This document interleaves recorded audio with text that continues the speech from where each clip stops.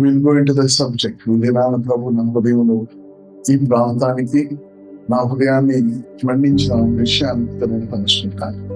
God bless you. What do you think that the world is looking at? మనం అందరం పరిచయం చేస్తున్నాం, కానీ ఒక విషయాన్ని గ్రహించాలి. మనము మన వైపు ఈ లోకం ఎలా చూస్తుంది, మనమేం చూస్తున్నాం, మనకేం అర్థమవుతుంది? మళ్ళా రిపీట్ చేస్తాను. మనం పరిచర్య చేస్తున్నాం, మన పరిచర్యలో మనం చాలా బిజీగా ఉన్నాం. What is that the world is looking at us and how you are looking at the world? లోకం లేక దేవుడు సృజించిన ఇదంతా నీ వైపు ఎలా చూస్తుంది అనుకుంటున్నావు? నువ్వు దాన్ని ఎలా చూస్తున్నావు? ఈ సృష్టి ఏం చూస్తుందో తెలుసా అండి? కుమారుల కొరకు చూస్తుంది. ఎవరి కొరకు చూస్తుందండి? సేవకుల కొరకు చూడటంలా, పెద్ద పెద్ద పరిచర్యల కొరకు చూడటంలా, కుమారుల కొరకు చూస్తుంది. రోమిలికి రాసిన పత్రిక 8వ అధ్యాయంలో సృష్టి దేని కొరకు చూస్తుందో చూద్దాం. దాని గురించి కొన్ని విషయాలు మీకు విశ్లేషించి ప్రభు యొక్క మనసును మీ హృదయాల్లో పెట్టి నేను సెలవు తీసుకుంటాను. రోమిలికి రాసిన పత్రిక 8వ అధ్యాయంలో ఇది చాలా ప్రాముఖ్యమైన విషయం. 19వ వచనం, 8వ అధ్యాయం 19వ వచనం. దేవుని కుమారుల ప్రత్యక్షత కొరకు సృష్టి మిగులు ఆశతో కనిపెట్టుచున్నది. When you look at the creation, రక్షింపబడటం కరెక్టే. అనేక మంది ప్రభు రాజ్యంలో కలపబడటం కరెక్టే. కానీ ఈ సృష్టి అట దానికి అది దేని వైపు చూస్తుందంటే కుమారుల యొక్క ప్రత్యక్షత కొరకు చూస్తుంది. ఎందుకు చూస్తుందంటే అదట దాసత్వంలో నుండి విడిపింపబడాలని చూస్తుందట. మనం ఎంతమంది మారు మనసు పొందినా కూడా కుమారుల స్థాయికి మనల్ని సృష్టి చూడకపోతే దానికి విడుదల ఉండదు. సృష్టి అంతా కూడా దేవుని యొక్క పిల్లలగుటకు మనకు అధికారం ఇవ్వబడింది. కానీ బైబిల్ చెప్తుంది వాటన్నిటిని విడిచి మీరు ఆ ప్రాథమికమైన ఆ పునాదులు విడిచి మీరు పరిపూర్ణత వైపుకి వెళ్ళండి అని, క్రీస్తుకు కలిగిన యొక్క సంపూర్ణతతో సమానమైన సంపూర్ణత మనకు కలుగునట్లు కొన్ని పరిచర్యలు ఇవ్వబడి అని చెప్తూ ఇక్కడ రోమియోలు ఏమంటాడంటే, ఇక్కడైతే కుమారుల యొక్క ప్రత్యక్షత కొరకు సృష్టి ఎవరి కొరకు చూస్తుంది తెలుసా? మారు మనసు పొందిన దేవుని యొక్క పిల్లల కొరకు చూడటంలా ఆ పిల్లలు కుమారులుగా అయ్యే వరకు సృష్టి చూస్తుంది. అప్పటి వరకు ఎలా ఉందట? అది ప్రసవ వేదనతో ఉన్నదట. దేవుడికి స్తోత్రం. ఏముందండి? ఏలైనగా సృష్టి 20వ వచనము నాశనముకు లోనైన దాసత్వం నుండి విడిపింపబడి దేవుని పిల్లలు పొందబోవు మహిమ కలిగిన స్వాతంత్రం పొందుదునను నిరీక్షణ గలదై. దేవునికి స్తోత్రం. ఆమేన్. ఒక దినాన నేను స్వేచ్ఛను పొందుతాను అని అది నిరీక్షణ కలిగి మన వైపు చూస్తుంది. దేవునికి స్తోత్రం. దీని గురించి కొంచెం మనం తెలుసు. కుమారులు అంటే ఎలా ఉంటారు? ఆమేన్. కుమారులు గురించిన యొక్క వాక్యం ఏం చెప్పబడుతుంది? మనము ఎక్కడ ఆ విషయాన్ని గమనించాలి? ఏది మనం నిర్లక్ష్యం చేయకూడదు. ఈ చివరి దినాల్లో దేవుడు కార్యం చేసేది పిల్లల ద్వారా కాదు, కుమారుల ద్వారా. దేవుడికి స్తోత్రం. ఎవరి ద్వారా అండి? కుమారుల ద్వారా. కుమారుల దగ్గర ఏముంటుందో తెలుసా? జ్ఞానం ఉంటుంది. Praise the lord. ఏ జ్ఞానం? అది దేవుని యొక్క జ్ఞానం ఉంటుంది, క్రీస్తు యొక్క పరిపూర్ణత ఉంటుంది. సో కుమారులుగా ఉండటం అంటే ఒక మాట మీకు నేను చెప్తాను. యేసుక్రీస్తు ప్రభువారు ఆయన ఒక మాట అన్నాడు. ఆ యొక్క ఐ థింక్ యోహాను సువార్తలో ఒక మాట చూడండి, 15వ అధ్యాయము 24వ వచనం. యోహాను సువార్త 15:24లో ప్రభు ఒక మాట అన్నాడు. ఏమన్నాడండి? చదవండి.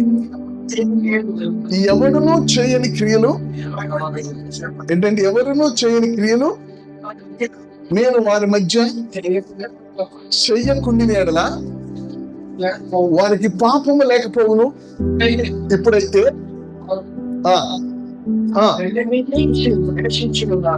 వాటిని చూచి ద్వేషించున్నారు. కొంచెం బ్రదర్ దగ్గర నుంచి చదువుతారు ఒకసారి. నువ్వన్నీ ఎప్పుడు అంటే కష్టం. ఎవడనూ చేయని క్రియలు నేను వారి మధ్య చేయకుండిన వారికి పాపము లేకపోవును. వానికి పాపం లేకపోవును. ఇప్పుడైతే నన్ను నా తండ్రిని చూచి నన్ను చూచారు, నా తండ్రిని కుమారుడు ఒక్కడే తండ్రిని చూపించగలడు. ఎందుకంటే కుమారుడు అంటున్నాడు, కుమారుడు తప్ప తండ్రిని ఎవరు ఎరగరు. కుమారుడు తండ్రిని ఎవరికి బయలుపరచని ఉద్దేశించునో వాడు తప్ప తండ్రిని ఎవరు ఎరగరు. కుమారుడిని తండ్రి ఎవరికి బయలుపరచని ఉద్దేశిస్తాడో వాడు తప్ప కుమారుని కూడా ఎవరు ఎరగరు. ఎందుకంటే తండ్రి కుమారుని ఎరుగును, కుమారుడు తండ్రిని ఎరుగును. కానీ వీళ్ళిద్దరు ప్రమేయం లేకుండా వేరొకడు కుమారుడిని గాని తండ్రిని గాని ఎరుగుట అసాధ్యం. సో కుమారుడును తండ్రి కుమారుడు అంటూ నేనెవరూ చెయ్యని ఆ రెండు మాటలు మళ్ళీ ఇంకొకసారి చూడండి. I will tell you something. 15:24 యోహాను సువార్త. ఎవరును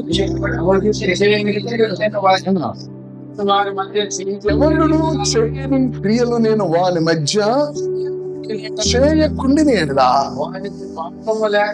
దాని అర్థము ఆయన ఎవరూ చేయని క్రియలు చేశాడని. ఎవరూ చేయని క్రియలు చేసిన దానికిను తండ్రిని నన్ను చూచి ద్వేషించాడు అంటానికి కనెక్షన్ ఏంటి? క్రియలకిను తండ్రిని నన్ను చూచి, ఇప్పుడైతే వారు నన్నును నా తండ్రిని చూచి ద్వేషించున్నారు. క్రియలు చేయటం ఏంటి? సడన్ గా నన్ను చూడటం ఏంటి? తండ్రిని చూడటం ఏంటి? దేవునికి స్తోత్రం. గమనించండి, ఎవరూ చేయని క్రియలు నేను చేయకుండిన ఎడల. ఏలియా మృతుల్ని లేపాడు, దావీదు అగ్నిని దింపాడు, ఏలియా అగ్నిని దింపాడు, ఎలీషా ఎండిన ఎముకల మీద చనిపోయిన వారు తిరిగి లేపబడ్డారు. మీరు ఎర్ర సముద్రం మోషే చీల్చాడు. ఆమె సూర్యచంద్రుని యెహోషువ ఆపాడు. యేసుప్రభు ఏమన్నాడు తెలుసా? ఎవరు చేయని క్రియలు. దేవునికి స్తోత్రం. ఎవరు చేయని క్రియలు ఏంటో తెలుసా అండి? ఎవరు చేయని క్రియలు కాదు, ఎవరు చెయ్యలేని క్రియలు. దేవునికి స్తోత్రం. దాని అర్థం ఏంటో తెలుసా? ఒక్క కుమారుడు తప్ప ఎవడూ కూడా చేయలేనివి. ఎవడూ చేయని క్రియలు అంటే కేవలం కుమారుడు మాత్రమే చేయగలిగే క్రియలు నేను మీ మధ్య చేశాను. కుమారుని చూశారు, తండ్రిని చూచారు, నన్ను ద్వేషించారు. ఎవడో చేయని క్రియలు మీ మధ్య నేను చేయని ఎడల అంటే నేను చేశాను.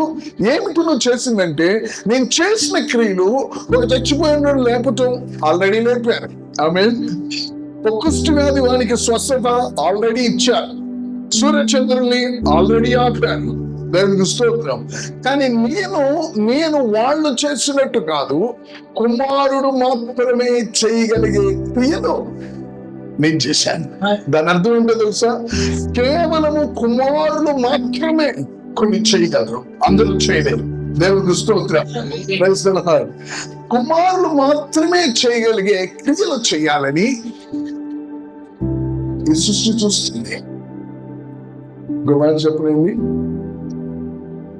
కుమారునికి ఈ సృష్టి స్పందించాలని వేచి ఉంది. ఎవరికి? కుమారునికి. Waiting to respond, not to children but to the Sons. పిల్లలకి కాదు, కుమారునికి స్పందించాలనే సిద్ధంగా ఉంది. కానీ అది కుమారుని చూడాలి. సృష్టి స్తోత్రం. నువ్వు వెళ్ళి నాకొక అరశెకులు, నీకొక అరశెకులు, నువ్వు గేలని చేప నోటిలో 1 షెకెల్ దొరుకుతుంది, అది తీసుకొచ్చి కట్టు. ఏం మాట్లాడుతున్నాడు ప్రభు? దేవునికి స్తోత్రం. కుమారుడు యేసుక్రీస్తు ప్రభువారు నీళ్ళ మీద నడిచేటప్పుడు ఆయన నీళ్ళ నుంచొని మోసేలాగా పైకి కిందకి వెనక్కి ముందుకు చూడలా, లేకపోతే చేతులు నీళ్ళ మీదకి మోసే చాపినట్లుగా కర్రను చెయ్యి చాపి యేసు నామంలో నేను నడుస్తున్నాను ముంచకూడదు కదా అలా. ఆయన నడుస్తాడు, నీళ్లు ఆయన అవసరం కలుసుకోవాలి. దేవుని చప్పట్లు కొడతాం, దేవునికి స్తోత్రం. ఆయన ముంచకూడదండి. ఆయన నిద్రపోతున్నాడు, తుఫాన్ వచ్చింది, ఆయన నుంచి మీ విశ్వాసం ఎక్కడని దాన్ని నిశ్శబ్దపరిచాడు. మీరు గాలిను సముద్రమును ఈయనకు లోబడుచున్నాయి, ఈయన ఎట్టివాడు అంటే ఒక మాటలో చెప్పాలి అంటే ఈ భూమి మీద ఆశ్చర్యం చేయటమే కాదు, సృష్టి మీ యొక్క కంట్రోల్ కి రావాలి అని అది వేచింది. దేవునికి స్తోత్రం. సృష్టి ఇక్కడ ఏమని చెప్తున్నాడంటే, ఇక్కడ మన రోమీయులకు రాసిన పత్రిక 8వ అధ్యాయంలో దాసత్వంలో ఉంచబడిందట. ఏంటండి? దాసత్వంలో ఉంచబడిందట. రోమీయులకు రాసిన పత్రిక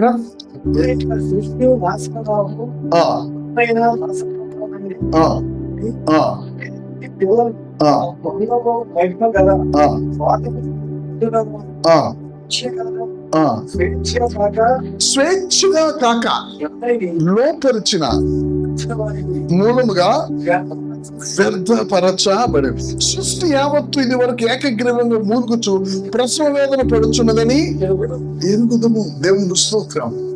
సృష్టి నీకు స్పందించాలి అని కుమారునికి స్పందించాలని చూస్తుంది. ఎందుకంటే సృష్టి నీకు స్పందించుట మొదలు పెట్టినప్పుడు సృష్టికి విడుదల. అనవసరంగా ఒకరి దగ్గర ఉంది, అక్కడి నుంచి విడుదల కావాలి. దానికి అనవసరంగా ఒకరి దగ్గర, అక్కడి నుంచి విడుదల కేవలము దేవుని యొక్క కుమారుని ద్వారా మాత్రం. సృష్టి ఏమి చూస్తుందో తెలుసండి? మనం ఏం చూస్తున్నామో తెలుసా? మనం పరిచర్యలు చూస్తున్నాం. అయ్యా, మనం ఏం చూస్తున్నామండి? పరిచర్యలు చూస్తున్నాం, దైవజనులను చూస్తున్నాం, వాళ్ళ పెద్ద పెద్ద సంఘాలు చూస్తున్నాం, వాళ్ళకున్న వరాలు చూస్తున్నాం, వాళ్ళకున్న యొక్క అనేకమైన విషయాలు చూస్తున్నాం. కానీ సృష్టి ఏం చూస్తుందో తెలుసా? మన సేవను చూడాల. ఇక్కడ చూస్తే కుమారుని పనులు చూస్తుంది. మరి నా దృష్టి లేఖన దృష్టిగా మారాలి.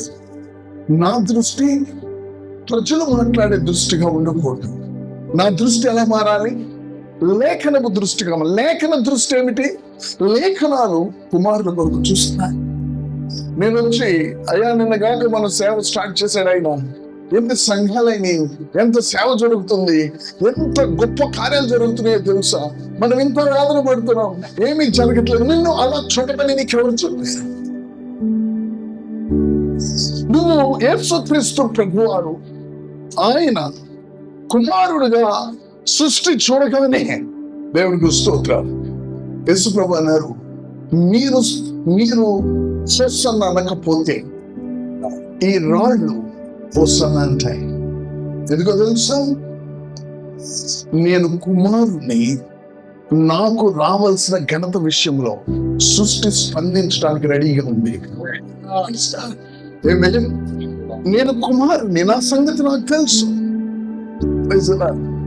నేను మచిలీపట్నంలో చెప్పినట్లున్నాను, మీకు మళ్ళీ చెప్తాను ఒక విషయం. యేసుక్రీస్తు ప్రభువారు ఆయన ఈ యొక్క మన మట్లాదివారం అని చెప్పి మనం అయిపోయిన తర్వాత యేసుక్రీస్తు ప్రభువారు మొదటి రోజు టెంపుల్లోకి వెళ్ళడానికి శుభ్రపరిచాడు. రెండో రోజు వెళ్తూ ఉండగా ఆకలిసింది, అంజూరపు చెట్టును చూశాడు, దాన్ని శపించాడు. మనకు కొన్ని తెలియనప్పుడు మనం తెలియదు ప్రభు అని వేయించుంటాం మంచిది.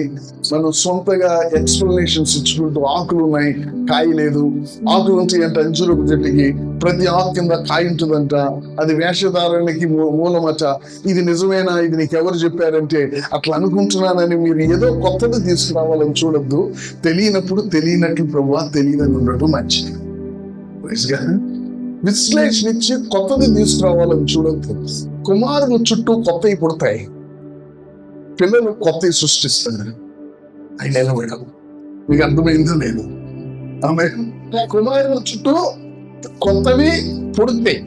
ఆమె పిల్లలు కొత్తవి సృష్టిస్తాడు. అవి నిలబడవు, ఇవి నిలబడి ఉంటాయి.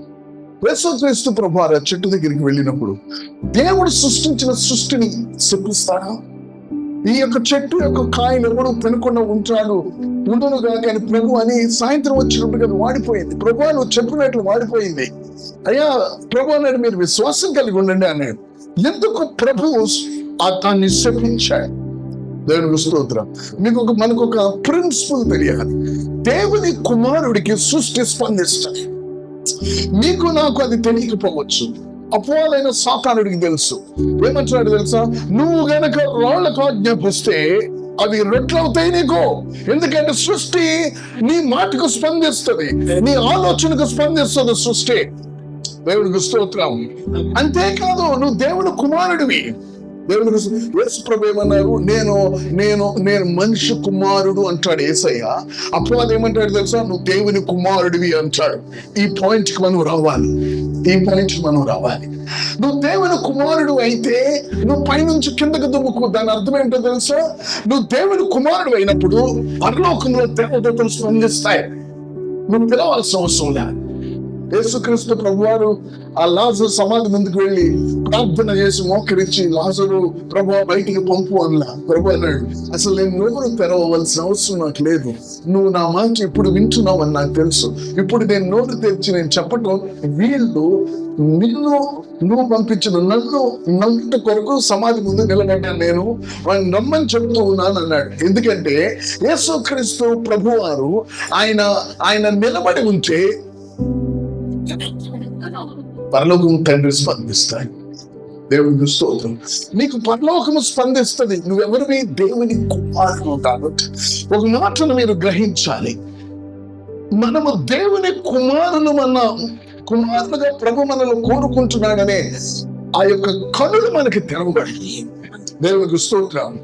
మన కనులు ఎంతసేపు పరిచర్య, వీళ్ళతో పోల్చుకోవటం, మన ఆర్థిక పరిస్థితులు, ఇవన్నీ కూడా నీకు వెతుకుతూ వస్తాయి నువ్వు కుమారుడుగా కూర్చుంటే. దేవునికి స్తోత్రం. సొలొమోను ఎప్పుడైతే రాజు అయ్యాడో పక్కన దేశాల నుండి ఓడలలో ఆయనకి ఆస్తి ఆయన దగ్గరికి నడిచి వచ్చింది. ఆమేన్. దేవునికి స్తోత్రం. కుమారుడి దగ్గరికి విషయాలు నడిచొస్తాయి. పిల్లవాడు విషయాల దగ్గరికి వెళ్తాడు. దేవుడు చప్పట్లు కొడదాం. దేవునికి స్తోత్రం. చిన్న పిల్లవాడు పెళ్లి కొట్లకి వెళ్తాడు. ఆమేన్. చిన్న పిల్లవాడు తిరునాళ్ళలో లేకపోతే పర్సులో ఆ ఎగ్జిబిషన్ లో వెళ్ళి నాన్న ఆ బండి కావాలంటాడు. చిన్న పిల్లవాడు వాటి దగ్గరికి వెళ్తాడు. యేసు ప్రభు ఏమన్నాడు తెలుసా? మీరు మీ తండ్రికి తెలుసు అవి మిమ్మల్ని వెంబడిస్తాయి అన్నాడు. మన స్థాయి ఏంటి? అవి వెంబడించాలి. అయితే ఎందుకు వెంబడించడం లేదు? అవి నీకు స్పందించాలి అంటే వాటికి ఆజ్ఞ వెళ్ళాలి అంటే నీ స్థాయిని బట్టి ఆజ్ఞ వెళ్తుంది. దేవునికి స్తోత్రం. నువ్వు కుమారుడుగా కూర్చుంటే కాకులు నిన్ను వెతకాలి, ఎక్కడున్నావని. నేను మధ్య పట్ల మాట చెప్పాను. నేను తెరువుతూ వాడి దగ్గర ఆ వాగు అనేది ఒక చిన్న రూమ్ కాదని, వాగు దగ్గర ఎక్కడైనా కూర్చుంటాడు, ఎక్కడైనా తిరుగుతాడు 24 గంటలు. మరి ఆయన తిన్న తర్వాత తన బహిర్భూమికి వెళ్ళడండి. ఆయన ఎక్కడైనా నడుము ఆల్చడా? కెరూతు వాగు దగ్గర ఆ మూడు అడుగుల ప్లేస్ లో కూర్చొని ఉంటాడా? ఆ కెరూతు వాగు దగ్గర ఎక్కడో తిరుగుతూ ఉంటాడు. కాకి మాంసం రొట్టె తీసుకొని ఎక్కడున్నాడు అని ఎతకాలి. ఇచ్చే వరకు అది వెనక రావటానికి వీల్లేదు. మీ పరలోక తండ్రికి తెలుసు ఇవి మిమ్మల్ని వెంబడిస్తాయి అన్నాడు. మరి ఎందుకు వెంబడించడం మనం చూట్ల? తండ్రి అన్నాడు. పిల్లలు వేరు, కుమారుని వేరు. లేదా పిల్లలు కుమారులుగా ఎదగాలి. కుమారులు అన్నప్పుడు అవి ఆయన వెంబడిస్తాయి. దేవునికి స్తోత్రం. ఒకసారి అబ్రహాం ఆ స్థాయిలో యుద్ధం చేసి వస్తున్నాడు. అబ్రహాం దగ్గరికి ఏమొచ్చినాయి? 2 రాజ్యాల యొక్క ధనం ఆయన దగ్గరికి వచ్చింది. ఆయన అన్నాడు, నాకు అవసరం, నువ్వు ఇచ్చేది నాకు అవసరమా? నాకు వచ్చేది ఇంకో చోట నుంచి ఉందన్నాడు. దేవునికి స్తోత్రం. సొలొమోను పట్టణం రాజు తీసుకొచ్చి ఆస్తిని తీసుకుంటే నాకు అవసరం లేదన్నాడు. దేవునికి స్తోత్రం. అపవాదైన సాతానుడు ఏమన్నాడు? యేసు ప్రభు దగ్గరికి వచ్చి ఈ లోక మహిమ అంతా, అంటే మహిమ అంటే వెండి బంగారాలు, సకల ఆస్తి, బలము అన్ని చూపించాడు యేసు ప్రభుకి. యేసు ప్రభు దగ్గర తీసుకొచ్చాడు. ఆమేన్. యేసు ప్రభు అన్నాడు, నందిగ్నుడు నాకు అవసరం లేదు. నీ దేవునికే నువ్వు సాగిపడా. ఎందుకు ఇవన్నీ ఏసై దగ్గరికి వచ్చి మన దగ్గర ఎందుకు రావడంలో కుమారుడు నిన్ను కుమారుడు అని సృష్టి చూడటం మొదలు పెట్టబోయే ముందే సాతానుడు చూడటం మొదలు పెడతాను. రెండు స్టెప్స్ నేను చెప్తాను ఈ రోజున. కుమారుడిగా ఒక వ్యక్తి ముందుకు వెళ్ళటానికి మనము పరిచర్య, పిల్లలుగా పరిచర్య చేసే పరిచర్య మనం వేదన పడుతూనే ఉండాలి. కుమారుడిగా అయితే దేవుడే స్థిరపరచడం మొదలు పెడతాడు. దేవునికి స్తోత్రం. దేవుడే స్థిరపరచడం మొదలు పెడతాడు. దేవుడే చేయటం మొదలు పెడతాడు. మనము యేసుక్రీస్తు ప్రభువారు పిల్లవాడుగా ఉన్నప్పుడు పరిచర్య చేయాల, కుమారుడిగా అయిన తర్వాత పరిచర్య చేశాడు. పరిచర్య కుమారుడిగా మనం చేసినప్పుడు తండ్రి మన వెనువెంట తన యొక్క కార్యాన్ని చేసేవాడుగా ఉంటాడు. సరే, యేసుక్రీస్తు ప్రభువారు అక్కడికి వెళ్ళి అంజూరపు చెట్టు దగ్గర కూర్చుని ఫలాలను చూసినప్పుడు ఫలాలు లేవు. యేసు ప్రభు ఎందుకు చెప్పించాడు అర్థమై ఉంటుంది. యేసుక్రీస్తు ప్రభువారు బైబిల్ చెప్తుంది ఆకలి కలిగి ఉండగా, దేవుని స్తోత్రం, ఏంటండి ఆకలి కలిగి ఉండగా చెట్టు దాని వెనక ఏం జరిగింది అనేది అన్ని కొడుకులు విశ్లేషిస్తే దానికి కొన్ని మీకు డౌట్స్ వస్తాయి, కానీ దాని గురించి నేను మాట్లాడిన కానీ ఒక విషయం మాట్లాడతాను. ఏంటంటే ఆ చెట్టు ఆయన ఆకలి వేసినప్పుడు అది పూత పోయిన సమయం, కాయలు పోయిన సమయం అని బైబిలే చెప్తున్నా. మరి యేసు ప్రభు వారికి కనీసం మనిషికున్న జ్ఞానం లేదనుకుంటున్నారా? ఆయన దేవుని కుమారుడు జ్ఞానంతో నడుస్తున్నాడు. ఆయన దేవునికి స్తోత్రం. ఆయన అక్కడికి వెళ్ళినప్పుడు ఎలాగ వెళ్ళాడో తెలుసా? ఒక మనిషిగా ఆకలి తీర్చుకోవడానికి వెళ్ళలా, దేవుని కుమారుడు మనిషి రూపంలో వెళ్ళాడు. అక్కడ ఫలాలు ఉండవు, అక్కడ కాయలు ఉండవు, అది సమయం కాదు. కానీ వచ్చింది ఎవరు? దేవుని కుమారుడు. ఏమో వాళ్ళు చేయడు, స్పందించి కాయనివ్వాలి. దేవునికి స్తోత్రం. స్పందించాలని. అది ఏ విధంగా అయితే ఆ యొక్క ఏదోను తోటలో సర్పము మోసం చేసిందో, అవ్వను మోసం చేసిందో, ఆమె అదే విధంగా ఇక్కడ ఏదో జరిగింది. బైబిల్లో మనం చూస్తే శపించటం సాతాను, అదే సర్పాన్ని దేవుడు శపించాడు, అవ్వను శపించలా, ఆమెను శిక్షించాడంతే. తర్వాత మళ్ళీ చెట్లను శపించాడు. అంటే ఎక్కడో కనెక్షన్ ఉందన్నమాట దీని వెనక. నేను చెప్పాలనుకున్న పాయింట్ ఏంటంటే, నువ్వు కుమారుడు ఉన్నప్పుడు అది నీకు స్పందించాలి. మనల్ని ఈ సృష్టి ఏమో నీకు స్పందించాలని నీ కొరకు నా కొరకు వేచి సృష్టి స్పందించాలని నీ కొరకు నా కొరకు వేచి ఉంది. కానీ నువ్వు కుమారుడుగా నువ్వు సీట్లో కూర్చుంటేనే, ఈ ఊరు ఎమ్మెల్యే ఉన్నాడు, సపోజ్ ఎగ్జాంపుల్, ఆయన ఎమ్మెల్యే సీట్లో కూర్చున్నంతసేపు ఎవరికి వెళ్ళాల్సిన అవసరం ఉండదు. ఆయన ఎమ్మెల్యే సీట్లో కూర్చోగానే ఆయన ముఖం ఎన్నడూ చూడనోడు కూడా ఒక అరడజన్ యాపిల్స్ అండి, ఒక పుచ్చకాయ, లేకపోతే ఒక బొకే తీసుకుని వెళ్తాడు. ఎందుకు వెళ్తున్నాడు? వాడు కూర్చున్న స్థలం అలాంటిదే. మనల్ని దేవుడు కూర్చున్న మన స్థలంలో మనం కూర్చోవాలి. మనం అక్కడ కూర్చోవడానికి మనకు మార్గం దేవుడు ఏర్పాటు చేశాడు. నువ్వు కుమారుని కూర్చో. దేవుడు నీ దగ్గరికి విషయాలు వస్తాయి.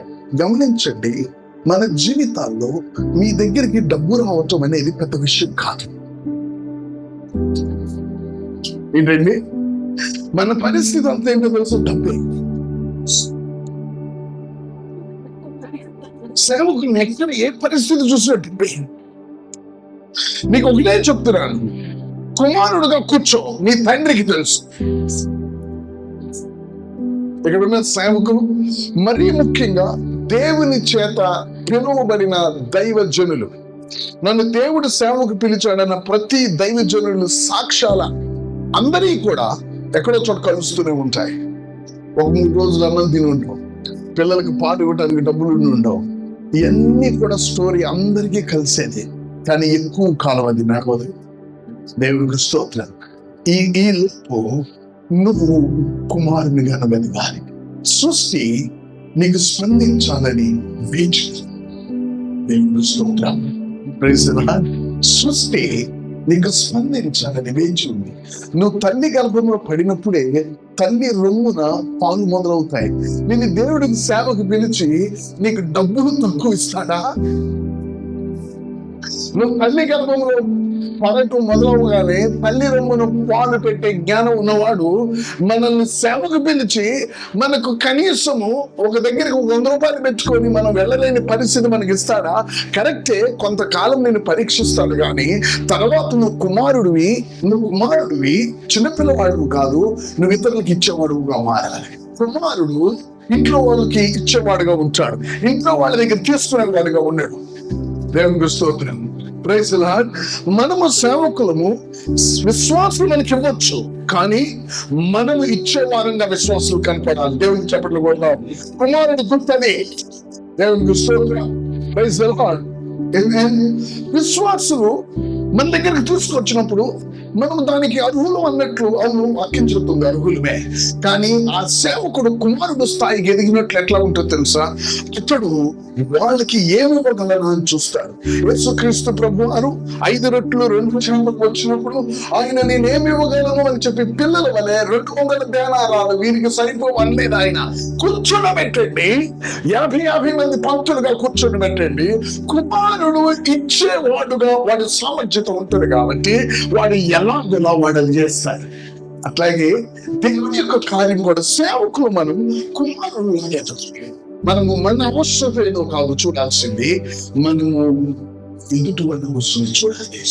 దేవుడికి స్తోత్రం. నువ్వు ఏది విత్తుతావో అది కోస్తావు. నువ్వు ఇతరుల అవసరత చూసినప్పుడు నీ అవసరత 10 మంది చూస్తారు.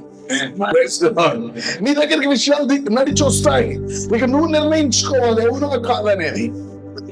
ఇంతకాలం ఎప్పుడు వస్తుందో అని చూసావు, ఇప్పుడు అన్ని వైపుల నుంచి వస్తుంది. మనము ఉండాల్సిన విధంగా ఉండే ప్రకృతి ఏం చేస్తుందండి? The creation is waiting to this. సృష్టి నీకు స్పందించడానికి నీకోసం వెయిట్ చేస్తుంది. అయితే అది ఎవరికి స్పందిస్తుంది మనకి తెలియదు, అపవాదికి తెలుసు. అపవాది ఏమంటున్నాడు? 6వ అధ్యాయం 4వ అధ్యాయంలో లూకా సువార్త 4 ఏమంటున్నాడు, లేక మత్తయి సువార్త 4 ఏమంటున్నాడు? యేసుక్రీస్తు ఆత్మపూర్ణుడైన తర్వాత ఆయన శోధిస్తూ వాడు ఉపయోగించుతున్న పదాలు ఏంటండి? నువ్వు దేవుని కుమారుడు అయితే ఏంటండి? నువ్వు దేవుని కుమారుడు అయితే ఈ రాళ్లను యేసుక్రీస్తు వారు ఏమన్నారు? మీరు చూడకుండా గుర్తు తెచ్చుకోగలరా? యేసు ప్రభు ఏమన్నారు? సాతానుడు ఏమన్నాడు? సాతానుడు నువ్వు దేవుని కుమారుడు అయితే అన్నాడు.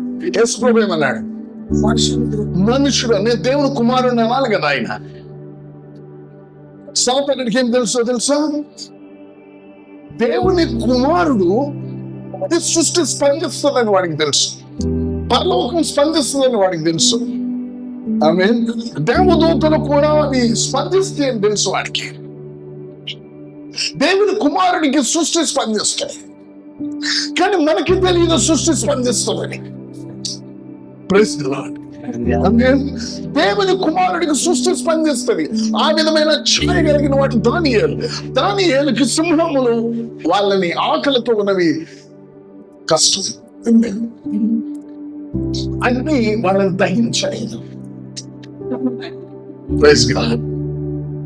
అపోస్తలుడైన పౌలు రాళ్లతో కొట్టబడిన తర్వాత చచ్చిపోయాడేమో అని వదిలేశాయి, కానీ పొద్దున్నే లేచాడు. ఫస్ట్ ఎయిడ్ కూడా లేదు. ఏంటండి? చచ్చిపోయేంతగా రాళ్లతో కొడితే కనీసం ఫస్ట్ ఎయిడ్ కూడా లేదు. పొద్దున్నే లేచి నడుచుకుంటూ ఒట్లు దిగి నడుచుకుంటూ వేరే ఊరిని సువార్త. ఏమైంది ఆయనకి? వాళ్ళు కొట్టడంలో ఎక్స్పర్ట్స్. 2 రాళ్ళు వేసి చచ్చిపోయాడు అనుకోరు వాళ్ళు. ఆ యొక్క ఇశ్రాయేలీలే కొట్టడంలో ఎక్స్పర్ట్స్. కొట్టి స్టెఫెన్ని చంపారు రాళ్లతో కొట్టడానికి వజ్జాలంలో పట్టబడే స్త్రీని తీసుకొచ్చారు. రాళ్లతో అపోస్తలుడైన పౌలును కొట్టారు. అపోస్తలుడైన పౌలు కొట్టించుకున్నాడు కూడా. వీళ్ళు ఈ 2 రాళ్ళు వేసి చచ్చిపోయాడు అనుకోరు. వాళ్ళకి తెలుసు చచ్చిపోయాడని. ఇన్ని రాళ్ళు పడిన తర్వాత వాడు బతకడు అని. కానీ పౌలుకి ఏమైంది? వాళ్ళు దేవుని కుమారుడు సాదృశ్యంలో ఉన్నారు. ఏంటంటే సృష్టి పర్మిషన్ లేదు దానికి. అగ్నికి వాసన పట్టడానికి కూడా పర్మిషన్ లేదు. దేవుని చెప్పకూడదా? దేవుని స్తోత్రం. బయట లోకి కథ చెప్పట్లేదు. అక్కడ వారి అగ్నిగుండంలో వేయబడిన తర్వాత వారి తల వెంట్రుకలకు ఏం లేదట? వాసన కూడా లేదంటే ఏంటి దాని అర్థం? వాసన లేదని మనం సంతోషించడం కాదు, దానికి వాసన అంటుకుండే దానికి అధికారం కూడా లేదు. దేవునికి స్తోత్రం. ఎవరు వాళ్ళు? దేవుని యొక్క కుమారులు. దేవునికి స్తోత్రం. దేవుని కుమారునికి ఈ సృష్టి స్పందిస్తుంది. ఎవరు ఏం చెప్తే అట్లా చేయదని. అందుకని ఈ సృష్టి ఎవరి కొరకు చూస్తుంది తెలుసా? మీకు మంచి ఎగ్జాంపుల్ చెప్పాను. నా పిల్లలు పెద్దోళ్ళు అయ్యారు. నేను స్వేచ్ఛ దేవుని యొక్క పిల్లలమైన మనం, పరిచర్యలో పిల్లలుగా ఉన్న మనం, కుమారులు మనం వస్తే సృష్టి ఉంటుంది. సో మనలను ఆ విధంగా చూస్తుంది సృష్టి. మన కుమారులుగా ఒక 2 విషయాలు మీతో నేను పంచుకుంటాను. How you can come to that place. ఏ విధంగా నువ్వు ఆ స్థలానికి నువ్వు రాగలవు. దేవుని పుస్తకం మొట్టమొదటిది, ఒక వ్యక్తి దేవుని యొక్క 8వ అధ్యాయంలోనే, రోమిలికి రాసిన పత్రిక 8వ అధ్యాయంలో 14వ వచనంలో, దేవుని ఆత్మ చేత ఎందరు నడిపింపబడుదురో వారందరూ. ఎంతమంది నడిపింపబడుదురో? దేవునికి స్తోత్రం. Praise the Lord. నాకు బాగా తెలుసు, మీకు నేను మెసేజ్ చెప్పడం లేదు. ఈ సమయంలో సేవకులుగా మన బాధ్యత ఏంటి? అసలు మనం ఎటు వెళ్తున్నాం? మనం చేయాల్సింది. మిమ్మల్ని ఆత్మ రక్షించిన గురువు అనుకోవటానికి నేను రాను. మీరు నాకంటే బెటర్ మెసేజ్ చెప్పగలరు. లేకపోతే అర్పణ జీవితం ఆయనది చూడండి, ఈయన చూడండి అని 10 ఎగ్జాంపుల్స్ చూపించి మీరు కూడా అర్పించుకోండి అని చెప్పి మిమ్మల్ని ఒక ఉద్రేకంలో నడపటాను నేను రాలా. నేను ఒక గురితో, ఒక భారంతో, కొన్ని గ్రామాల్లో పరిచర్య చేస్తున్న దేవదాసులు, వారికి కొన్ని విషయాలు వారికి తెలియదు. ఆ విషయాలను ప్రభు వాళ్ళ హృదయాలు పెంచడానికి నాకు ఈ సమయంలో చూపించాడంతే. దేవుని స్తోత్రం. Praise the Lord. సో మీ హృదయాల్లో నేను పెట్టి వెళ్ళేది మీరు ఆ మనసుతో మీరు నడవాలి. ఒక వ్యక్తి దేవుని ఆత్మ చేత నడిపింపబడటం చూడగానే సృష్టి కుమారుడు మొదలయ్యే అనుభవం చూస్తున్నాయి. దేవుని ఆత్మ చేత నడిపింపబడటాన్ని చూసినప్పుడు, దేవుని ఆత్మ చేత నడిపింపబడటానికి కావలసిన కొన్ని విషయాలు మీతో నేను పంచుకుంటాను. కానీ దేవుని యొక్క ఆత్మ చేతను నడిపింపబడటం, దేవుని యొక్క ఆత్మ చేత నడిపింపబడినప్పుడు ఏం జరుగుతుంది? దేవుని యొక్క ఆత్మ చేత నడిపింపబడటం అంటే మీకు నేను ఒక విషయం చెప్తాను. Holy Spirit will have his free will and free course in your life. నీ జీవితంలో పరిశుద్ధాత్మ దేవునికి స్వతంత్రం ఉన్నదనుకో. గమనించండి, నీ యొక్క జీవితంలో పరిశుద్ధాత్మ దేవునికి స్వతంత్రం ఉన్నదనుకోండి. మళ్ళీ చెప్తున్నా, మన జీవితాల్లో పరిశుద్ధాత్మ దేవునికి స్వతంత్రము ఉంటే ఏం జరుగుతుంది? పరిశుద్ధాత్మ దేవునికి మన జీవితాల్లో స్వతంత్రము ఉంటే ఆయన మనలను త్రోసుకొని పోతాడు. కేవలం ప్రార్థన గురించే మనం మాట్లాడతాం. ఆయన సమాధుల దగ్గరికి తోసుకొని పోబడ్డాడు. ఇది లాజర్ సమాధి దగ్గరికే కాదు, గెనెసరేతులో 19లోకి సేనాదయాన్ని పంపించినప్పుడు కూడా యేసు ప్రభు అక్కడికే వెళ్ళాడు. ఆమేన్. ఆయన ఆత్మ నడిపిస్తుంది, అంటే త్రోసుకొని పోతుంది. ఒక మనిషి జీవితంలో దేవుని యొక్క ఆత్మ నడిపింపు, ఆత్మ స్వేచ్ఛ ఉన్నప్పుడే నడిపింపబడతాడు. ఆత్మ స్వేచ్ఛ ఉంటే ఏం జరుగుతుందో చెప్తాను చూడండి. పరిశుద్ధాత్మ దేవునికి ఆమేన్ స్వేచ్ఛ ఉన్నది నీ జీవితంలో అంటే ఆయనకి ఏముండాలండి? స్వేచ్ఛ ఉండాలి, ఆయనకి స్వాతంత్రం ఉండాలి. ఒక మనిషి జీవితంలో పరిశుద్ధాత్మకు స్వాతంత్రం ఉన్నది అంటే, మనం పెంటెకోస్టల్ కొంతమంది మనం అనుకుంటాం మనం చాలా వైబ్రేట్ గా మన బాడీని ఎగరేస్తే ఇది అయింది అనుకుంటాం. వాళ్ళకి అనుభవం ఉండొచ్చు, దాని గురించి నేను మాట్లాడట్లేదు. కానీ పరిశుద్ధాత్మ దేవునికి నీ జీవితంలో స్వాతంత్రం ఉంటే, number 1 you will have the influence. నీ ద్వారా ఇన్ఫ్లుయెన్స్ స్టార్ట్ అవుతుంది. ఏంటవుతుందండి? మీరు 4వ అధ్యాయం అపోస్తల కార్యాలు, యేసుక్రీస్తు ప్రభువారు లూకా సువార్త 4వ అధ్యాయం, లూకా సువార్త 4వ అధ్యాయం. ఇది ఎందుకంటే మనం పరీక్షించుకోవాలి. లూకా సువార్త 4వ అధ్యాయము చూడండి 14. ఆత్మబలముతో గలిలయకు తిరిగి వెళ్ళను. ఆయన గుర్చిన సమాచారం దేశమంతటా వ్యాపించింది. The fame of him ఏంటండి? The fame of him. కూర్చిన ఆయన కూర్చున్న సమాచారం. పరిశుద్ధాత్మ దేవుడు, దేవుని సేవకులారా, మీరు మనమందరం ప్రభు చేతిలో పాత్రలం. ఒకటి గుర్తుంచుకోనండి, ఆయనకు గనక నీ జీవితంలో స్వేచ్ఛ ఉంటే యు విల్ ఇన్ఫ్లుయెన్స్ పీపుల్. నీ ద్వారా ప్రభావం కలుగుతుందంతే. అంటే దాని అర్థం ఏదో ఒక అనుభూతుల్లోకి వెళ్ళటం కాదు, నీవు ఇన్ఫ్లుయెన్స్డ్ పర్సన్ గా తయారవుతావు. ప్రాంతాలు ప్రభావితమవుతున్నాయి దేవుని ద్వారా. నా యొక్క మెసేజ్ ద్వారా కాదు, లేకపోతే ఇప్పుడు యేసుప్రభు ఇంకే అద్భుతం చేయలేదు అక్కడ. అప్పుడే ఆత్మబలంతో వచ్చాడు ఆయన, ఇంకా ఆత్మబలంతో వచ్చాడు. ఇంకను ఏ యొక్క సూచన క్రియ చేయాల. 4వ అధ్యాయంలో ఆ 40 రోజులు ఉపవాస ప్రార్థన అయిపోయి ఇప్పుడే బయటకు వచ్చాడు, గలిలయకి వచ్చాడు. ఆత్మ బలముతో ఆయన వచ్చాడు. రాగానే ఆయన గురించిన యొక్క సమాచారం ఆ యొక్క ప్రదేశంలోంతా వ్యాపించింది. ఎందుకు? పరిశుద్ధాత్మ దేవుడు నీ లోపల స్వేచ్ఛ ఆయనకుంటే you will become a person who will influence. దేవునికి స్తోత్రం. నీకేమి పెద్ద వాల్ పోస్టర్స్ అవసరం లేదు, నువ్వేమి ఒక మెసేజ్ కూడా చెప్పవసరం లేదు. అయ్యా మీరు మరీ ఇలా మాట్లాడదు, మేము మైకులు బగులుతున్నాయి, మేము అరుస్తుంటే, కానీ నన్ను ఎవడో మీటింగ్లు పిలవట్లా. నువ్వు 100 మీటింగ్లకి వెళ్ళినా కూడా నీకు ఇన్ఫ్లుయెన్స్ వచ్చిందని నువ్వు చెప్పలేదు. ఆమేన్. సమూయేలు సౌలు ఆత్మ వదిలేసింది, కానీ సమూయేలు ఆ పట్టణంలోకి రాగానే సౌలు మళ్ళీ ప్రవచించడం మొదలుపెట్టాడు. ఏమిటదంటే సమూయేలు మీద ఉన్న ఆత్మ, లేకపోతే సమూయేలులో దేవుని ఆత్మ స్వేచ్ఛ ఎలా ఉందంటే, అక్కడ దేవుని యొక్క పాత్రలు, దేవుడు ఆ యొక్క ప్రభావము, అది ఆ యొక్క ఇన్ఫ్లుయెన్స్ ప్రాంతం అంతా వెళ్తుంది. దేవుని స్తోత్రం. గమనించండి, పరిశుద్ధాత్మ దేవుడు నేను భాషలో మాట్లాడి నేనేదో పుల్పిట్లు ఎరగొడదే కాదు. మనం ఏదో పెద్దగా ఇచ్చినంత మాత్రాన పక్కోళ్ళు వచ్చి డిస్టర్బెన్స్ అనాల్సిందే గాని నువ్వు నిశ్శబ్దంగా ఉంటే పక్కోళ్ళు వచ్చి నీ దగ్గర వినటానికి రావాలి. మీకు అర్థం కాలేదు నేను చెప్పింది. మనం వచ్చి ఏమంటే మాకు డిస్టర్బెన్స్ అని కాదు చెప్పాల్సింది. అయ్యా మీరు ఏదో చెప్తున్నట్లున్నారు, మాకు వినపట్లేదు అని బయటికి రావాలి, ఇన్ఫ్లుయెన్స్ రావాలి. దేవుని స్తోత్రం. మెయిన్ చర్చ్ కట్టక ముందు మేము ఒక హైందవులు ఒక స్ట్రీట్ లో ఉండేవాళ్ళం, ఆ పైన అప్ స్ట్రీట్ లో ఉండేవాళ్ళం. మన ఓన్ చర్చ్ కట్టుకొని బైపాస్ రోడ్ దగ్గరికి మనం వెళ్ళిపోయినప్పుడు మేము వస్తుంటే వాళ్ళు అన్నారు, అయ్యా ఈ స్ట్రీట్ లో అందం పోయింది అన్నారు. చర్చిని తీసేస్తే పండగ చేసుకుంటారా, చర్చిని తీసేస్తే అయ్యా ఈ ఇంట్లో ఈ అందం పోయిందంటారా? అయ్యా మేము మా గేట్ల దగ్గరికి వచ్చేవాళ్ళం, మీరు ఏం చెప్తున్నారు వినాలని.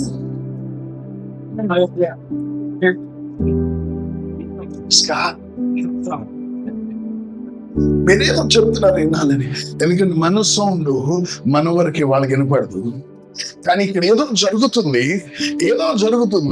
రోజు రోజుకి మనుషుల జీవితాలు మారుతున్నాయి. ఉదయం వస్తున్నారు, సాయంత్రం 3-4 దాకా ప్రార్థన ఏంటో, ఏం జరుగుతుందో ఏదో జరుగుతుంది. అదేదో మనకు అర్థం కావట్లేదు, ఏదో మంచి జరుగుతుందో మొత్తానికి మనకి అర్థం. మన నుంచి ఏదో దాచి పెడుతున్నారు వీళ్ళు. వాళ్ళ ఇంటి గేట్ దగ్గరికి వచ్చి అలా చెప్తే నాకు తెలుసు, లేదా నాకు ఎట్లా తెలుసు. ఈ పక్కింటి బ్రాహ్మణులు వాళ్ళ ఇంటి గుమ్మం దగ్గరికి వచ్చి చూ పెడుతుంది, మనం పైన ఉన్నాం, మన సౌండ్ వాళ్ళకి వెళ్ళదు, కావాలంటే లోపలికి రావాలి. యేసుక్రీస్తు ప్రభు వారు ఎక్కడ ఉన్నారు అని చెప్పి ఆ ప్రాంతం అంతా కూడా అది విస్తరించినప్పుడు ఆయన వెతుక్కుంటూ కొండలు, ఆయన వెతుక్కుంటూ సముద్రాలు, ఆయన వెతుక్కుంటూ లోయలు, పట్టణాలు దాటుకుంటూ ఎక్కడున్నాడని వెతికారు వాళ్ళు. Praise the Lord. పరిశుద్ధాత్మ దేవుడు, ఇది మనకి బలమైన గుర్తు.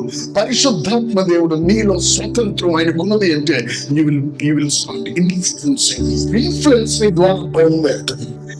అది లేకుండా నేను పరిశుద్ధాత్మ నింపుదల, నేను ఆ సేవకుడికి ఏం తెలుసు, నాకేం తెలుసు, నాకున్నంత బైబిల్ నాలెడ్జి, నాకున్నంత బైబిల్ థియాలజీ, నీకెంతైనా థియాలజీ పెట్టుకో, కానీ అది పక్కకు కూడా వాసన రాకుండా ఉండాలి. హల్లెలూయా. Amen. Praise God. Praise God. When the Holy Spirit has freedom in your life, it will influence Influence is the very what you say, very substance of the Holy Spirit. పరిశుద్ధాత్మ దేవుని యొక్క స్వభావం. ఆయన ఎవరి మీదకి వస్తే వాడిని ఇన్ఫ్లుయెన్స్ చేస్తాడు. అంతే. తాగుమూతుడితో సహవాసం చేశారు అనుకోండి, నీకు తెలియకుండా నువ్వు నెమ్మదిగా తాగుమూతుడు అవుతావు. తిండి మూత దగ్గరికి వెళ్ళావు అనుకోండి, నీకు తెలియకుండా నువ్వు తిండి మూత అవుతావు. ఒక ఇన్ఫ్లుయెన్స్ ఉంటుంది. ఆ తిండి మూతోడు అయితేనే వాడు తిండి బోతుగా నేను చేయగలడు. అది తిండి పోతోడు కాకపోతే నేను తిండి పోతోడుగా చేయలేడు. నీలో పరిశుద్ధాత్మ దేవుడు స్వేచ్ఛగా ఉంటేనే నువ్వు వేరొకరిని ప్రభావితం చేయగలవు, లేకపోతే నువ్వు చేయలేవు. పరిశుద్ధాత్మ దేవుడు నిజంగా నీలో స్వేచ్ఛ ఉంటేనే, నేను అరిస్తే కాదు, నేను రాత్రి పగల మెసేజ్ చెప్తే కాదు, వేరొకడు ప్రభావితం అవ్వాలి అంటే పరిశుద్ధాత్మ దేవుడికి స్వేచ్ఛ ఉంటేనే నాలో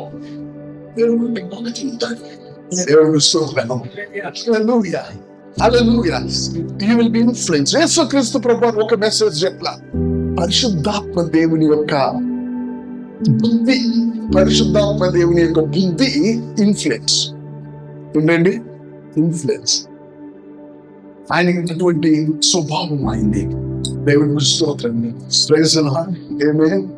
సో ఈ యొక్క విషయాన్ని మనసులో ఉంచుకోనండి. మనం కొంచెం ప్రార్థనలోకి వెళ్ళబోయే ముందు ఈ విషయం మన జీవితాల్లో how it will happen, amen, how it will happen. పరిశుద్ధాత్మ దేవునికి నేనైతే చాలా లోతుగా తాకబడ్డాను. మనం ఎన్నో మాటలు చెప్పొచ్చండి, ఆమేన్. మనకి తెలుసు వాళ్ళు వింటున్నారా వింటలేదా, మనకి తెలుసు అసలు నిజంగా పరిచయం జరుగుతుందా జరగట్లేదు, మనకి తెలుసు అండి. ఎవరు మనకు వచ్చి కథ చెప్పవసరం, పాస్టర్ గారు ఏం మెసేజ్ చెప్పారండి ఈ రోజు అని వాళ్ళు నీకు చెప్పవసరం, నిజంగా నీకు తెలుసు. నిజంగా వాళ్ళు వింటున్నారా, వాళ్ళు నిద్రపోతున్నారా, వాళ్ళ హృదయాల్లోకి వెళుతుందా వెళ్ళట్లేదని అందరికీ కాదు, నిజంగా అతను దేవుని చేత పిలువబడిన దేవుడి పాత్ర అయితేనే తెలుస్తుంది. కామెడీగా వాళ్ళ నాన్న పాస్టర్ గారు కాబట్టి ఈడు బైబిల్ పట్టుకుంటే ఈడికేం రాదు. దేవుడు పిలవాలి. దేవుడికి స్తోత్రం. పిలిచిన వానికి ఆయన కొలత లేకుండా ఇన్ఫ్లుయెన్స్ ఇస్తాడు, లేక ఆత్మనిస్తాడు. Praise the lord. ఆమేన్. కాబట్టి వాడు గ్రహించగలడు, ఏం జరుగుతుందని గ్రహించగలడు. పరిశుద్ధాత్మ దేవుడు మనలో స్వేచ్ఛగా ఉండాలి అంటే ఫస్ట్ది what you are looking at, దేవుని కుమారులు అంటే ఏమి చెప్పారు. రెండవది దేవుని కుమారుల్లో ఉండే ప్రాముఖ్యమైన విషయం ఏంటంటే ఇన్ఫ్లుయెన్స్. పరిశుద్ధాత్మ దేవుని యొక్క స్వేచ్ఛ, పరిశుద్ధాత్మ దేవుని చేత నడిపింపబడటం దేవుని కుమారుడు నమ్ముతుంది. ఓకే. మూడవది చివరిది పరిశుద్ధాత్మ దేవుని యొక్క నడిపింపుకును, పరిశుద్ధాత్మ దేవుడు మన ద్వారా స్వేచ్ఛగా కదలటానికి అతి ప్రాముఖ్యమైనది సబ్మిషన్. ఏంటండి? సబ్మిషన్. ఎవరైనా సబ్మిషన్ గురించి కనుక మాట్లాడగలిగితే ఆమేన్, అది చాలా బలమైంది, చాలా బలమైంది. దేనికి సబ్మిషన్? చిన్నపిల్లవాడికి నీ తల్లిదండ్రులకు సబ్మిషన్, పెద్దవాడు అయినప్పుడు నీ భార్య అయితే నీ భర్త అయితే భర్తకి సబ్మిషన్, లేకపోతే నీ యొక్క అధికారికి సబ్మిషన్, విశ్వాసం అయితే నీ సేవకుడికి సబ్మిషన్. సబ్మిషన్ ఈ అన్నిటిలో నేను చెప్పేది మొట్టమొదటిగా లేఖనాలకు సబ్మిషన్. ఏంటండి? లేఖనాలకు సబ్మిషన్. ఒక వ్యక్తి వాక్యానికి సబ్మిట్ అవుతుండగా పరిశుద్ధాత్మ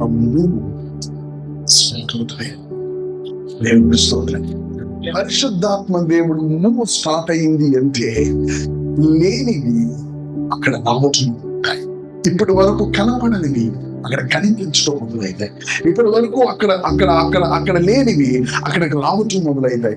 పరిశుద్ధాత్మ దేవుడు కదిలాడు అంటే అక్కడ లేనిది ఉన్నదిగా, ఉన్నది లేనిదిగా మార్చబడుతుంది. దేవునికి స్తోత్రం. Praise the lord.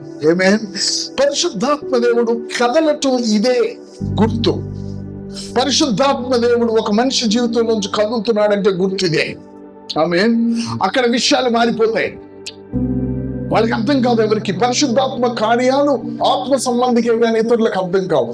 అయితే ఒక వ్యక్తి ఎప్పుడైతే లేఖనానికి లోబెడతాడో నెంబర్ 1 అపవాది చూస్తాడు, వీడు కుమారుడు మార్గంలో ఉన్నాడని.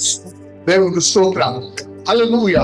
కుమారుడు మార్గంలోనికి ఒక వ్యక్తి రావటం, పరిశుద్ధాత్మ దేవుడు ఒక వ్యక్తి జీవితంలో స్వేచ్ఛగా కదలటం. నేను మళ్ళీ ఫస్ట్ 2వ పాయింట్కి వెళుతున్నాను. దీనికి పరిశుద్ధాత్మ దేవుడు స్వేచ్ఛగా మనలో కదలటానికి ఒక గుర్తు అని నేను చెప్పాను. మళ్ళీ నేను అక్కడికి ఎందుకు వెళ్తున్నాను, కొంతమంది మీకు ఇంకా అర్థం కాలేదు, దాని యొక్క సీరియస్నెస్ మీకు అర్థం కాల. నేను పెద్ద ప్రీచర్ని, లేకపోతే నేను బాగా లేఖనాలు తెలిసినోడిని, మా నాన్న సంఘాలు 4 ఉన్నాయి, ఆయన ఏం చెప్తాడు ఈయనేం చెప్తాడని వేరే వాడితో పోల్చుకోవటం కాదు. ముందు నిన్ను నువ్వు పోల్చుకో. నీలో పరిశుద్ధాత్మ స్వేచ్ఛ కదలిక ఉంది అని నువ్వు అంటావు. ఏమనొచ్చు, నేను పెట్టుకొచ్చిన వాడిని రీకమాల చంద్రాన్ని మాట్లాడచ్చు. Wait a minute.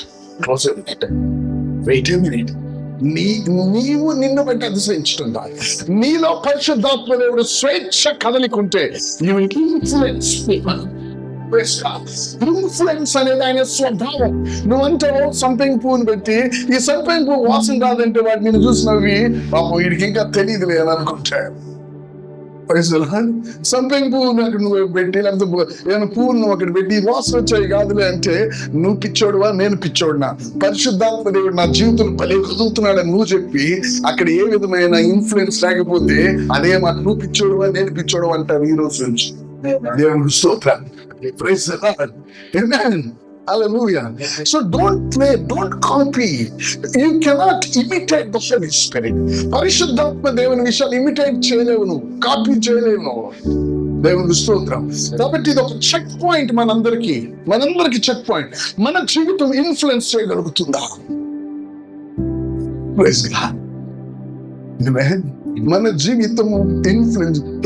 నేను మెసేజ్ చెప్పేదాకా ఇన్ఫ్లుయెన్స్ కాకపోవటం, నేను అద్భుతం చేసేదాకా నేను ఎవరు ప్రజలు తెలుసుకోకపోవడం.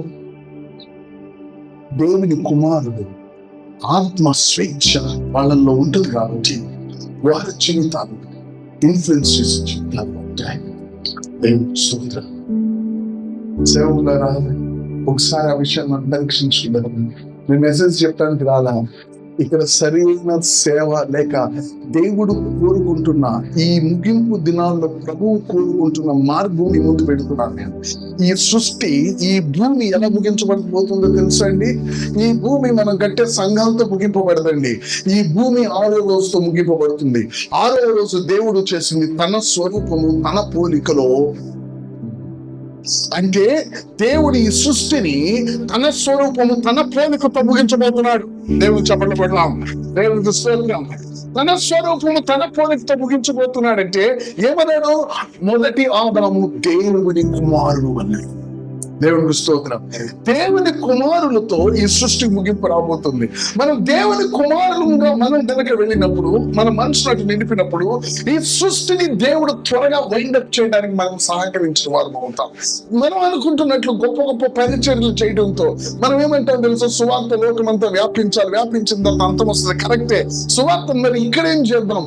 ఈ సృష్టి కుమారుల కొరకు చూస్తుంది. సృష్టి సువార్త సేవ వ్యాపించడం కోసమే కాదు, సృష్టి కుమార్తె కొరకు చూస్తుందట. నువ్వు ఎంత మంది మారు మనసు పొందిన వాళ్ళని తీసుకొచ్చినది కుమారుడు చేసేవి పిల్లలు చేయలేరు. ఏమా మీ అమ్మ ఇంట్లో పెద్దవాళ్ళు ఎవరు లేరా? లేరండి. వాళ్ళు ఉన్నప్పుడు తీసుకురాబో. ఏంటండి పెద్దోళ్ళు, నీకు ఈ విషయాలు తెలియదు లేరా? పెద్దోళ్ళు తీసుకురాబో అంటాడు ఆఫీస్లో. ఆ తర్వాత వాళ్ళ ఇంట్లో పెద్దోడు, ఏంటయ్యా పిలిచావంట అంటే, ఇదేదో గవర్నమెంట్ ఇదేదో వచ్చింది, దీన్ని సంతకం పెట్టి ముద్రై అయ్యో వీడికి ఇయ్యొచ్చుగా. వాడి పిల్లాడు వాడికి ఎందుకు ఇస్తాడు? సృష్టి పిల్లలకి స్పందించింది. అక్కడ ఏమున్నాయి? సంఘము నేను కడుతున్నాను, అక్కడ పాతాళపు ద్వారములు నిలవలేరు. సంఘం ఏమిటి? సంఘం ఏమిటండి? శరీరం. తర్వాత కరెక్ట్, సంఘం అనేది క్రీస్తు యొక్క సంపూర్ణతతో నింపబడుతుంది. దేవుని స్తోత్రం. సంఘం ఏంటి? క్రీస్తుకి సమానమైన సంపూర్ణత చేత నింపబడేదే సంఘం.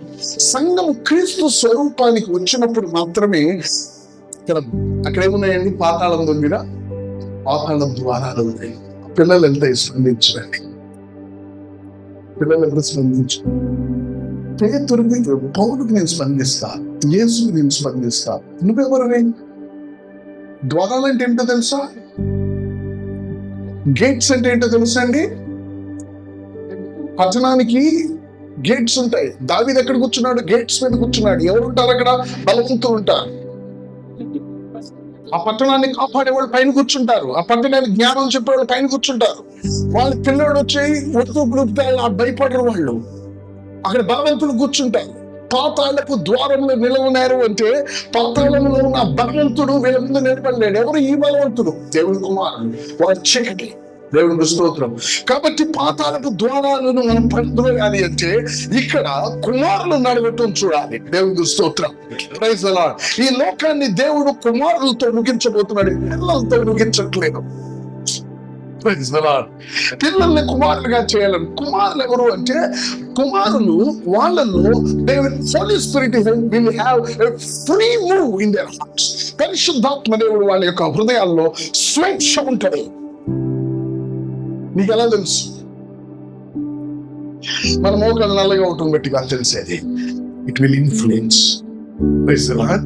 It will have the influence. Influence ఉందండి మన యొక్క జీవితాల్లో ఒకసారి ఆలోచించాలి. సో ఇప్పుడు నెక్స్ట్ ప్రశ్న ఏంటి? ఇన్ఫ్లుయెన్స్ ఎలా వస్తుంది? సబ్మిషన్. ఏంటండి? సబ్మిషన్. లేఖనాలకు సబ్మిషన్.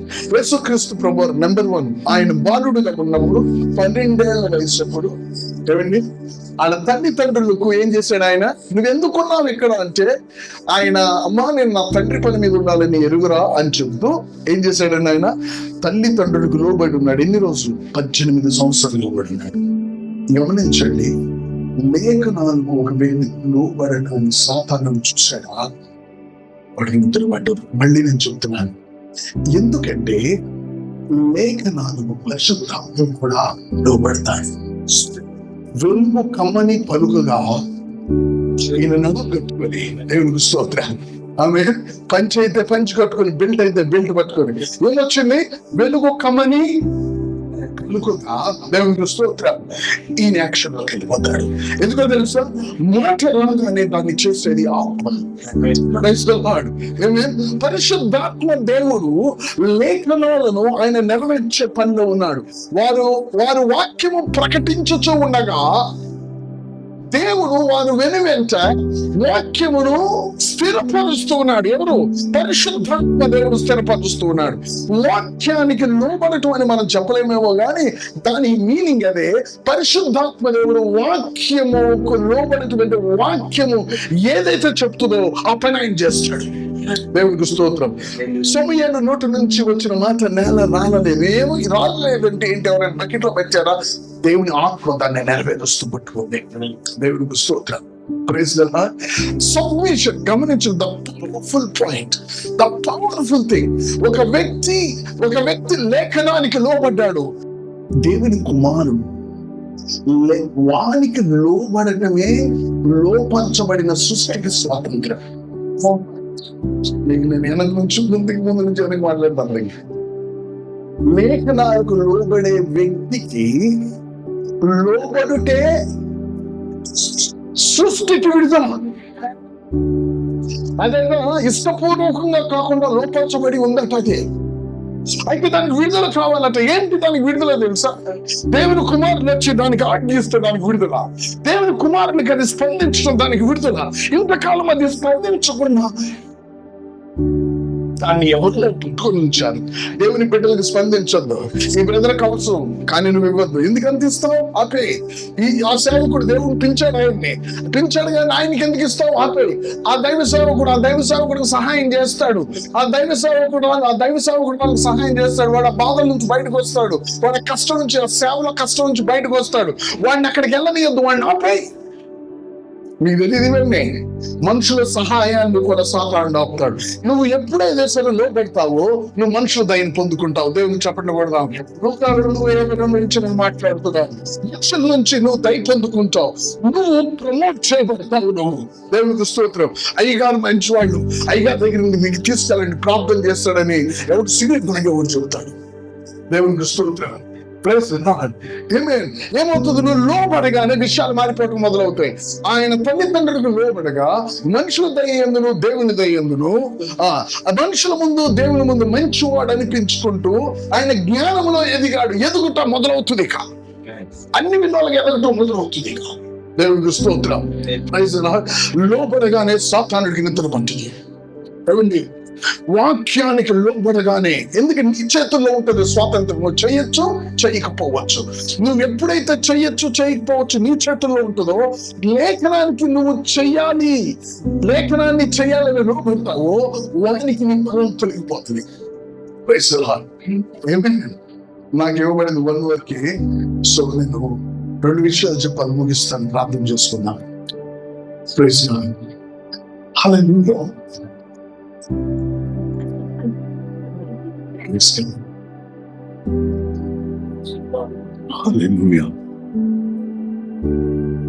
లేఖనానికి లోబడటం step number 1.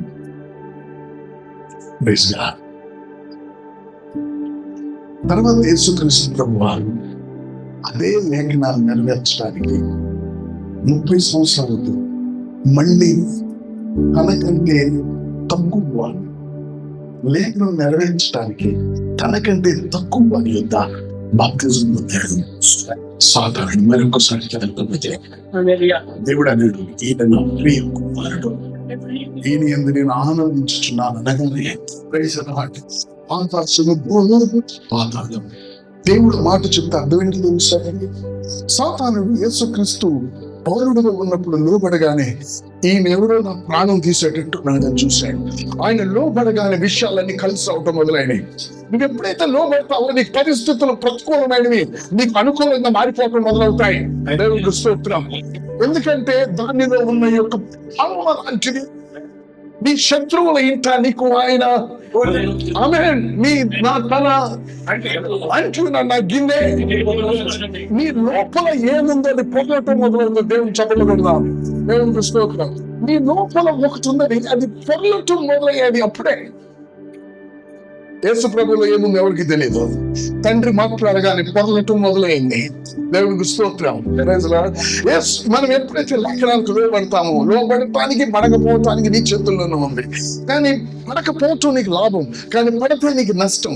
అయినా నువ్వు లేఖనానికి లోబడినప్పుడు సాతాను మొట్టమొదటి కన్నేస్తాడు. వీడు నాకేదో చేసేటట్టున్నాడు. వీని ద్వారా ఆత్మ కదులుతుంది. ఆత్మ కదిలితే ప్రభావం ఎక్కడ దాకా వస్తుంది తెలుసా? పాతాళం ద్వారం వస్తాయి. ప్రభావం ఎక్కడ దాకా వస్తుంది? పాతాళం ద్వారం వస్తాయి. యేసుక్రీస్తు ప్రభువారు యోహాను దగ్గర బాప్తిజానికి ఇవ్వబడగానే ఈయన నా ప్రియ కుమారుడు అన్నప్పుడు పైన పరలోకం ఉంది, భూమి ఉంది, భూమి కింద పాతాళం ఉంది. ప్రియ కుమారుడు మీ అందరూ ఆయనకు లోబడాలి, ఆయనకు ఒకరించాలి డిక్లేర్ చేశాడు.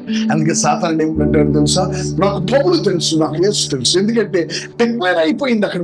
మా గుమ్మాల దగ్గర ఈయన కుమారుడు అని డిక్లేర్ చేశాడు ఆయన. దేవుడికి స్తోత్రం. ఆయన ప్రమాణ స్వీకారం చేశాడు. అక్కడ డిక్లేర్ అయిపోయింది. ఈయన కుమారుడని డిక్లేర్ అయింది కాబట్టి మేము తలంచాల్సిందే. ఇక మీరెవరు మమ్మల్ని తలంచమంటారు? మీరు లోబడని వాళ్ళు అయ్యి మమ్మల్ని లోబడమంటారు, మిమ్మల్ని లోపరుచుకుంటామని కొట్టి బట్టలు దించారు. యేసుక్రీస్తు ప్రభు రెండవది బాప్తిజం దగ్గర లోబడ్డాడు. మూడవ లోబట్టం 15వ అధ్యాయం 1వ కొరింథీయులు. ఎందుకంటే కొన్ని మీకు బాగా తెలిసి నేను డిఫరెన్స్ తీయట్లేదు చెప్తున్నాను. కొన్ని మీకు ఇంతగా మనసు తట్టినవి నేను చెప్తాను. 15వ అధ్యాయం చూసినట్లయితే 27వ వచనం. దేవుడు 1 కొరింథీ 15:20 దేవుడు సమస్తమును క్రీస్తు పాదముల క్రింద లోపర్చించును, సమస్తమును చెప్పినప్పుడు సమస్తమును లోపరిచిన వాడు సమస్తమును లోపరచబడి సంగతి 28 జాగ్రత్తగా చూడండి. మరియు సమస్తమును ఆయనకు లోపరచబడినప్పుడు దేవుడు సర్వముకు నిమిత్తము కుమారుడు తనకు సమస్తమును లోపరిచిన దేవునికి తానే లోబడును. అయిపోయింది పండి. తనకు లోపరిచిన వానికే ఆయనే ఎందుకు? ఆయన సమస్తం ఇవ్వాలి అని. ఇప్పుడు ఏమైందో తెలుసండి, మీరు పైన కాంటెక్స్ట్ చదివితే ఈ 15వ అధ్యాయం దేని గురించి మాట్లాడబడుతుందండి? మరణం, ముళ్ళు వేరొకటి ఇక్కడ చూస్తాను. ఆమె ఆ పైన ఏముంటుందంటే 26 కడపట నశింపచే శత్రువు మరణం. ఏంటండి? కడపట నశింపచేయుడు శత్రువు మరణం. యేసుక్రీస్తు ప్రభువారు లోబడటాన్ని బట్టి శత్రువును సంపూర్ణంగా తుడిచివేశాడు. దేవుని స్తోత్రం. లోపడటం అనేది మనలను దేవుని యొక్క కుమారుడుగా మనం పడుతుంది. దేవుని స్తోత్రం. లోబడటం అనేది ఎంత, లేఖనాలకు లోబడటం అనేది ఎంత గొప్ప విషయం అంటే, లేఖనాలకు లోబడుతూ ఉండగా నీలో పరిశుద్ధాత్మ దేవుని యొక్క కదలిక మారిపోతుంది. దేవుని స్తోత్రం.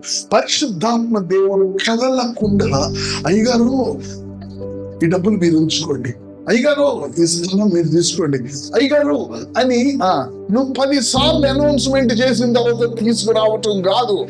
అయ్యగారు మీరు ఈ మధ్య అవసరతలో ఉన్నాడు తెలిసిందండి, నీకెవరు చెప్పారు? నాకు అవసరమైతే చెప్తాను వింటూ అది నువ్వు కాదు. మనం ఎందుకు అట్లా అంటే కుమారులుగా పరమక్షులా దేవుడు నువ్వు లోబడినానే దేవుని ఆత్మ కలుగుతుంది, స్వాతంత్రం ఉంటుంది. ఎవరికి? దేవుని ఆత్మతో నింపబడ్డామా? దేవుని ఆత్మ మనలో ఉందా? దేవుని ఆత్మ చెప్తా అబ్బా తండ్రి అంటున్నామా? అది ఒక పక్కన కోణం. ఆ ఆత్మకు నీలో స్వాతంత్రం ఉన్నదా? ఇదే నేను కుమారుడిగా లేపుకెళ్ళేది. దేవుని స్తోత్రం. కాబట్టి ఇది మనము చూడవలసింది, ఈ సృష్టి దేనిని చూస్తున్నట్టే మారణ పొందిన వాళ్ళు చాలా మంది ఉన్నారు, సేవ చేస్తున్నారు నాలాంటి వాళ్ళు, మనలాంటి వాళ్ళు చాలా మంది ఉన్నారు. కానీ నా హృదయానికి సృష్టి ఏం చూస్తున్నాడు? ఒక్క కుమారుడు నాకు ఇవ్వండి. దేవుని స్తోత్రం. Praise God. ఒక్క కుమారుడు, యేసుక్రీస్తు ఒక్క కుమారుడు శత్రువును సమూలంగా నాశనం చేశాడు. సృష్టి మారు మనసు పొందినంత మాత్రాన ఏమండి అనారోగ్యాలతో జనాలు చచ్చిపోవట్లేదా? క్యాన్సర్స్ తో సెలవులు చచ్చిపోవట్లేదా? మారు మనసు దాని పైన గుమ్మాల దగ్గరికి ఎక్కాలి. దానికి ఏం కావాలో తెలుసా? కుమారులుగా మనం రావాలి. ఇది దేవుడు చేస్తున్న పని. ఈ లోకాన్ని దేవుడు 6వ రోజు ముగించబోయేది ఇదే. దేవుడు తన స్వరూపంతో, ఇదంతా సాతానుడి స్వరూపాన్ని లోకంలో పెట్టాడు. ఈ సాతానుడి స్వరూపాన్ని దేవుడు తీసేయడం కాదు.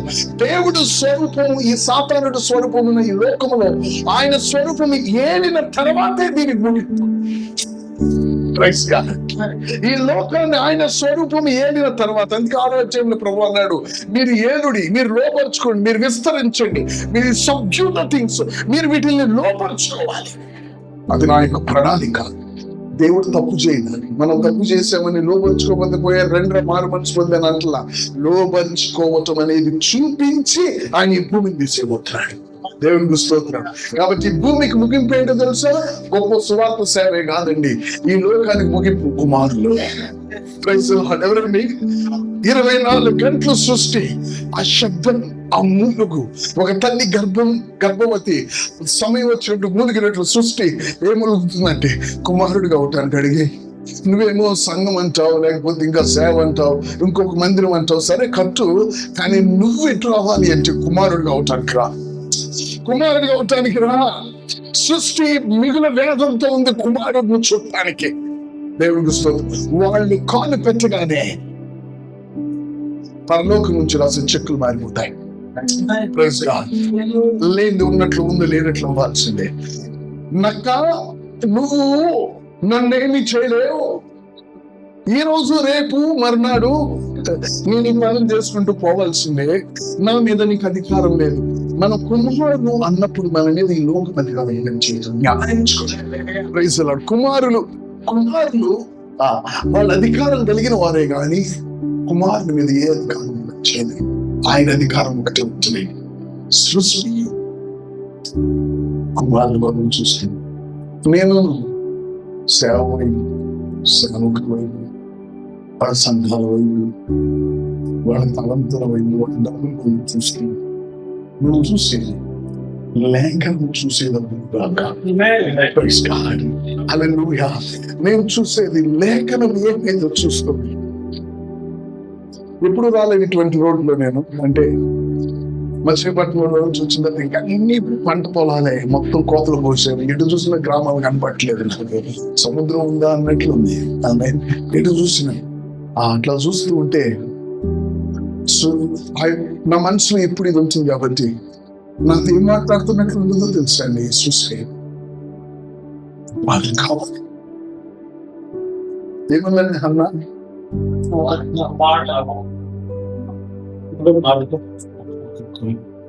ఏంటండి, ఆయనకు పోతే నేను దేవుడినా అని దేవుడు ఇచ్చింది. భార్య దేవుడి దగ్గర సెలవు, అయ్యా పెళ్ళై చాలా కాలం అయింది. అయితే ఏంటమ్మా అనగానే మీకు అర్థమవుతుంది, పెళ్ళై చాలా కాలం, ఒక్క బిడ్డ. ఈ సృష్టి కూడా రసం మీద ఏమంటుందో తెలుసు. సేవకులు మనం వైపు చూసి మన సంఘాల్లో నుండి, లేకపోతే మనం ఒక కుమారుడే అడుగుతుంది, స్పందిద్దాం.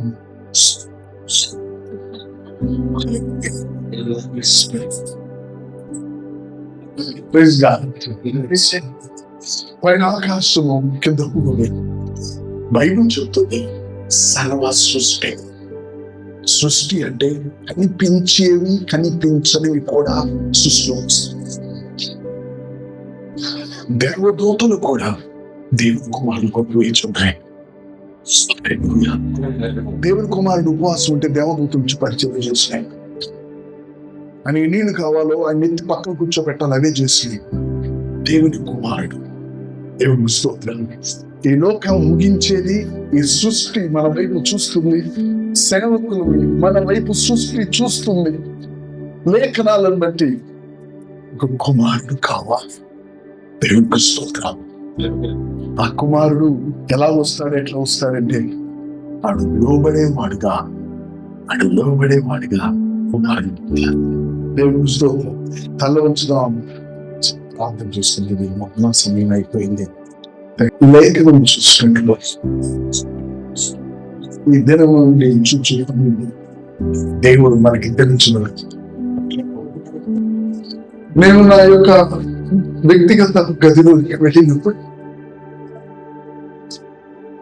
ఒక అన్నామని నా వ్యక్తిగత గదిలోకి వెళ్ళినప్పుడు నేను ఎంత పరిచర్య చేస్తున్నాను, ఎంత విస్తరిస్తున్నాను. నేను ముందు మాట్లాడినాను.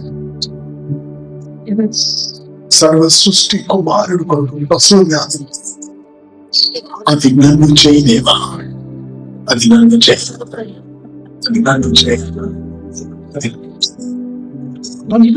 దేవుడికి నాలో స్వాతంత్రం ఉండాలి. దానికి నేను లోపడాలి. ప్రభు, నేను ఎక్కడెక్కడ నీకు లోపడి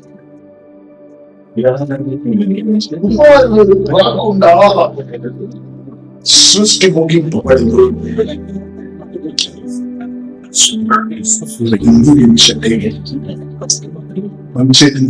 ఒక్క నిమిషంలో ఈరోజు వచ్చిన బాధలు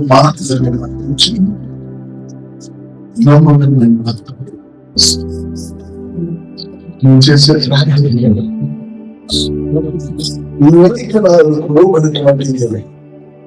లేఖనం ఎప్పుడు చూస్తుందో నీకు ప్రార్థన అదే అవుతుంది.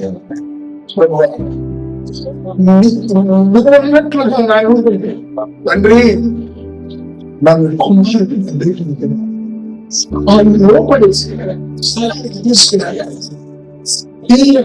సృష్టికి ఒక కుమారుడు చూసే భాగ్యం